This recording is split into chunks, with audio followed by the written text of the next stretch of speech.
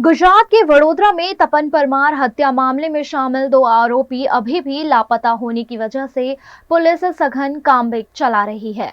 गुजरात के वडोदरा शहर में भारतीय जनता पार्टी के पूर्व कॉरपोरेटर के बेटे तपन परमार की हत्या के बाद संवेदनशील इलाकों में तनातनी बनी हुई है। इस मामले क्राइम ब्रांच पुलिस द्वारा मेहतावाड़ी और आसपास के इलाके में सघन कॉम्बिंग किया गया। अभी भी इस मामले के 2 आरोपी फरार होने के चलते इस इलाके में जांच की गई। इस मामले में 10 लोगों के खिलाफ शिकायत दर्ज की गई है। ऐसे में संदिग्ध लोगों के घर में क्राइम ब्रांच द्वारा सघन जांच की गई। इस मामले के 8 आरोपी अब तक गिरफ्तार हो चुके हैं, जबकि 2 आरोपी अभी भी वांटेड है। ऐसे में सघन कॉम्बिंग पुलिस द्वारा चलाया जा रहा है। वडोदरा के police commissioner doctor Narasimha Rao कोमर की उपस्थिति में और मार्गदर्शन में इस कार्यवाही को अंजाम दिया गया। साथ ही यहां अतिक्रमण हटाने की कार्यवाही भी की गई। चुस्त पुलिस बंदोबस्त वडोदरा के कई इलाकों में देखा जा रहा है। वडोदरा के रावपुरा इलाके में लगातार 2 दिन शांति भंग करने का प्रयास किया गया, जिसके चलते कई इलाकों में पुलिस का चुस्त पहरा देखने मिल रहा है। मच्छीपीट, तांदलजा समेत के इलाकों से अतिक्रमण हटाने की कार्यवाही को भी पुलिस अंजाम दे रही है। शहर पोलीस द्वारा मच्छीपीठ खाते કોમ્બિંગની કામગીરી હાથ ધરવામાં આવી રહેલી છે। આ કોમ્બિંગમાં ઝોન 4ની પોલીસ સાથોસાથ ક્રાઇમ બ્રાન્ચ જોડાયેલી છે અને આ જ સમયમાં અત્યારે મચ્છીપીઠ ખાતે કોર્પોરેશન દ્વારા દબાણની પણ કામગીરી કરવામાં આવી રહેલી છે। કોમ્બિંગની કામગીરી દરમિયાન અમે લોકો શહેરમાં જે લોકો અસામાજિક તત્વો છે અથવા તો શાંતિ દોડવાનો પ્રયાસ કરી રહ્યા છે એના પર અમે લોકો કામગીરી કરવાના છે। એ લોકો પર અમે કાયદેસરની કાર્યવાહી કરીશું। પરમ દિવસે નાઇટમાં જે ઘટના બની હતી તે અનુસંધાને શહેર પોલીસ દ્વારા કારેલીબાગ પોલીસ સ્ટેશન અને રાવપુરા પોલીસ સ્ટેશનમાં 2 ક્રિમિનલ કેસો દાખલ કરવામાં આવેલ છે અને આ અંગે તમને વિગતવાર વિગતો પણ પૂરી પાડવામાં આવે છે। આ બંને ગુનાના તપાસના ભાગરૂપે પોલીસે જે આરોપીઓના નામ પ્રથમ માહિતી અહેવાલમાં દર્શાવવામાં આવ્યું હતું અને તપાસમાં જેમને વિરુદ્ધમાં જે જરૂરી પુરાવા મળ્યા હતા એવા 7 આરોપીઓને અત્યાર સુધી પોલીસે અટક કરી છે, જેમાંથી જે ગઈકાલે વહેલા અટક થયા હતા એવા 4 આરોપીઓને કોર્ટમાં રજૂ કરીને એમના 3 દિવસની પોલીસ રિમાન્ડ પણ મેળવવામાં આવેલ છે અને અન્ય આરોપીઓને સાથે રાખી એમના પૂછપરછ અને એમના રોલ એન્ડ રિસ્પોન્સિબિલિટી અને વાપરાયેલ હથિયારો વગેરે અંગે વિસ્તૃત તપાસ ચાલી રહ્યું છે। આ દરમિયાન તમે જાણો છો કે આ વિસ્તારની સંવેદનશીલતા અને કાયદે અને વ્યવસ્થાની પરિસ્થિતિને ધ્યાને રાખી આપણે કેટલાક ગુનાહિત તત્વો, અસામાજિક તત્વો અને સમાજમાં શાંતિ ડોલવાની પ્રયાસો કરનાર ઇસમોને આઈડેન્ટિફાઈ કરીને એમના પ્રવૃત્તિ ઉપર નિયંત્રણ લાવવા માટે પણ આપણે પ્રયત્નશીલ છીએ। આના ભાગરૂપે કારેલીબાગ પોલીસ સ્ટેશનના મચ્છીપીટ વિસ્તારમાં આપણે આજે સાંજે સ્થાનિક પોલીસ, સ્ટેટ રિઝર્વ પોલીસ ટીમના ટુકડીઓ, ક્રાઇમ બ્રાન્ચ, એસઓજી, પીસીબીના ચુનંદા અધિકારીઓની ટીમોની રચના કરી આ વિસ્તારમાં આપણે કોમ્બિંગ ઓપરેશન પણ હાથ ધર્યા હતા। દરમિયાન કેટલાક છરી, સોડ અને અન્ય શાર્પ વેપન્સને પણ કબજા કરી કેટલાક કિસ્સાઓ વિરુદ્ધ આપણે ગુજરાત પોલીસ એક્ટ 1951 અંતર્ગત કાર્યવાહી પણ હાથ ધરી છે। સાથે સાથે આ વિસ્તારમાં કેટલાક પ્રકારના એન્ક્રોચમેન્ટ, અવૈધ ઇકોનોમિક એક્ટિવિટીઝ અને એન્ટી સોશિયલ ક્રિમિનલ એલિમેન્ટ્સ દ્વારા જે દબાણ કરીને ટ્રાફિકને અવરોધરૂપ સરકારના મિલકતને દબાવીને ચલાવવામાં આવતા કેટલાક પ્રવૃત્તિઓ પર નિયંત્રણ લાવવા માટે વડોદરા મ્યુનિસિપલ કોર્પોરેશન દ્વારા પણ આના કાર્યવાહી હાથ ધરવામાં આવેલ છે।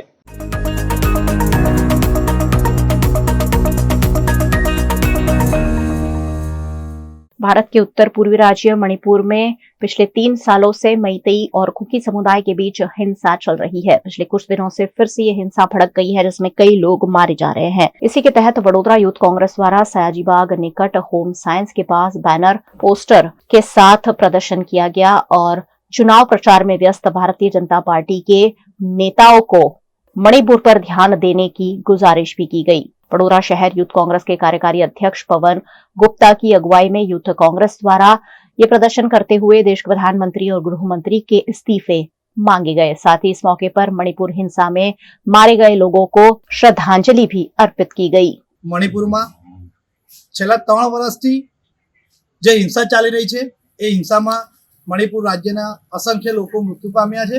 સાથે સાથે મણિપુર રાજ્યની અસંખ્ય મહિલાઓ સાથે બળાત્કાર થયો છે।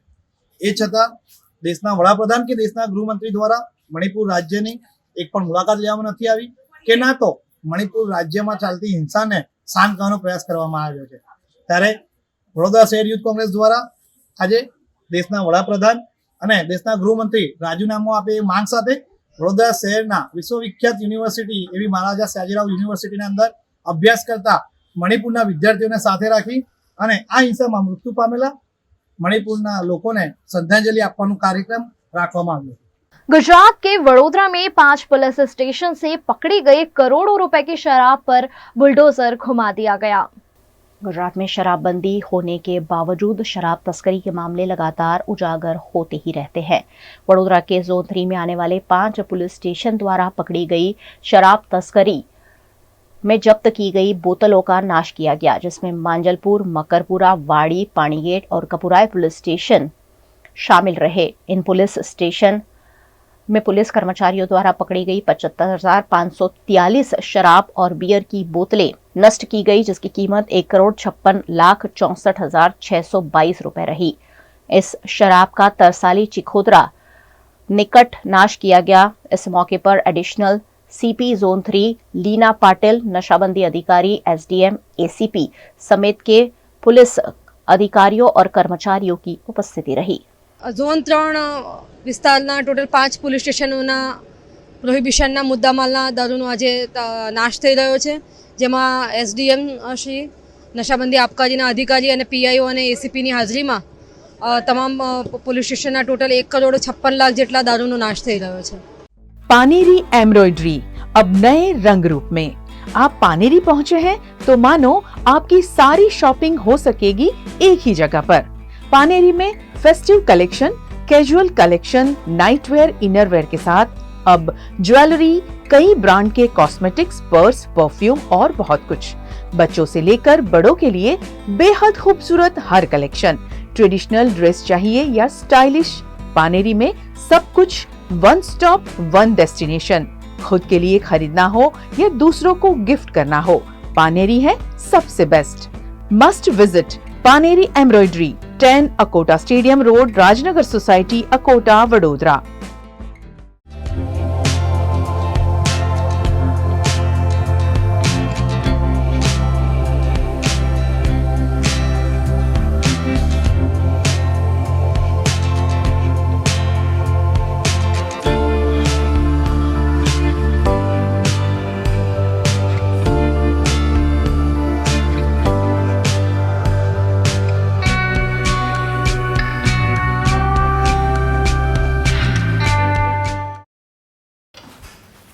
ठीक से साफ करो, ऊपर ऊपर से नहीं।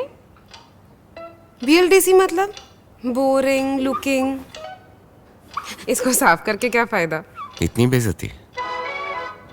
Switch to RR signature designer BLDC fans, जो बोरिंग लुकिंग नहीं, वेरी स्टाइलिश लुकिंग है।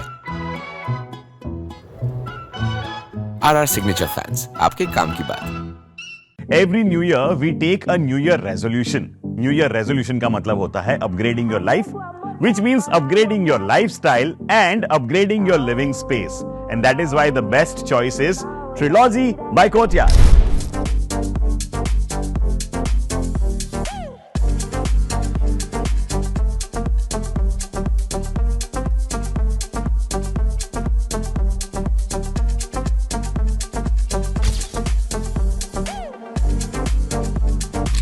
Trilogy by Courtyard.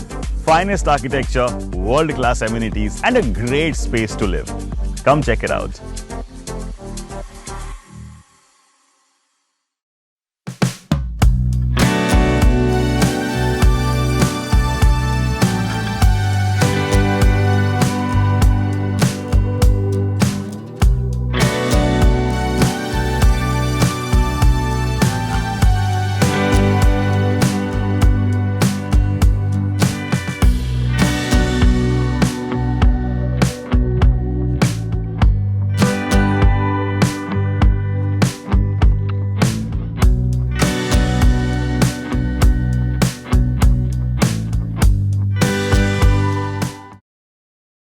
भारत ले रहा है इलेक्ट्रिक अंगड़ाई।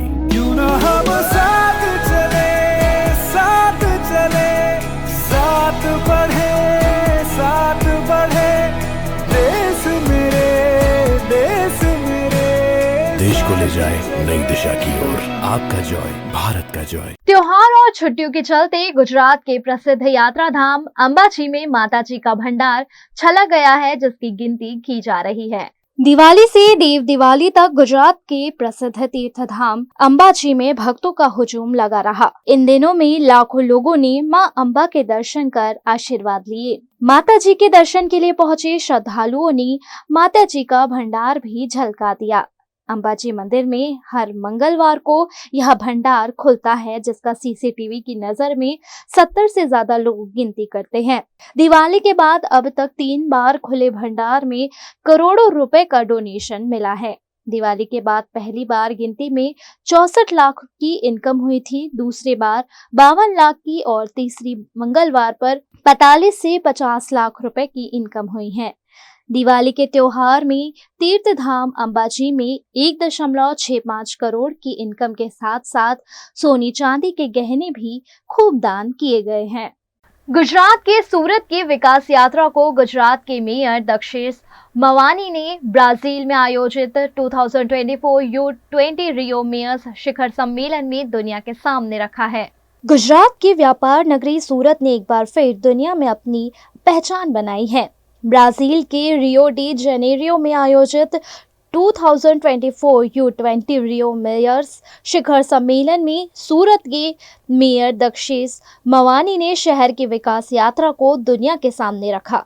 इस प्रतिष्ठित सम्मेलन में आमंत्रित होने वाला सूरत भारत का एकमात्र शहर बन गया है। 14 से 17 नवंबर तक आयोजित इस सम्मेलन में मेयर दक्षेश मवानी ने सूरत के सतत विकास, नवाचार और नागरिक कल्याण के लिए किए जा रहे प्रयासों पर प्रकाश डाला।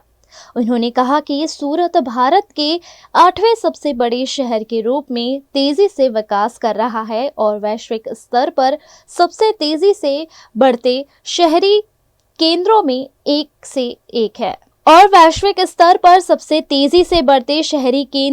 एक है महाराष्ट्र और झारखंड में आज विधानसभा चुनाव के लिए वोटिंग कराई जा रही है, जिसके नतीजे 23 नवंबर को सामने आएंगे। महाराष्ट्र विधानसभा की सभी 288 विधानसभा सीटों पर आज वोटिंग जारी है। मतदान का समय सुबह 7 बजे से शाम 6 बजे तक है। इन चुनावों के नतीजे 23 नवंबर को सामने आएंगे। राज्य में दोपहर 1 बजे तक करीब 30% वोट पड़े। गढ़चिरौली में सबसे ज्यादा 30% और नांदेड़ में सबसे कम 13.67% वोट डाले गए। मतदान के दौरान एक बार फिर भाजपा ने बिटकॉइन स्कैम में सुप्रिया सूले और कांग्रेस नेता नाना पटोले का नाम लिया। भाजपा का आरोप है कि दोनों नेताओं ने चुनाव और मतदान को प्रभावित करने के लिए विदेशी धन का इस्तेमाल किया। एनसीपी लीड अजित पवार ने कहा कि इस स्कैम को लेकर ऑडियो क्लिप सामने आई है और इसमें सुप्रिया सूले की आवाज सुनाई पड़ रही है। हालांकि सुप्रिया और शरद पवार दोनों ने आरोपों को खारिज किया है। उधर कैश कांड पर भाजपा महासचिव विनोद तावड़े ने कहा कि यह एक साजिश है। राहुल गांधी आरोप लगा रहे हैं तो वे पहले मेरे पास 5 करोड़ मिलने का सबूत दें। झारखंड विधानसभा चुनाव के आखिरी और सेकेंड फेज में आज 12 जिलों की 38 सीटों पर वोटिंग जारी है। यह शाम 5 बजे तक चलेगी। दोपहर 1 बजे तक यहां लगभग 40% वोटिंग हुई है। 14,218 पोलिंग स्टेशन में से 31 बूथों पर शाम 4 बजे मतदान खत्म हो जाएंगे। 1.23 करोड़ लोग वोट डालेंगे। महाराष्ट्र और झारखंड के साथ 4 राज्यों की 15 विधानसभा और नांदेड़ लोकसभा सीट पर बुधवार को उपचुनाव के लिए वोट डाले जा रहे हैं। 23 नवंबर को इन चुनावों का रिजल्ट आएगा।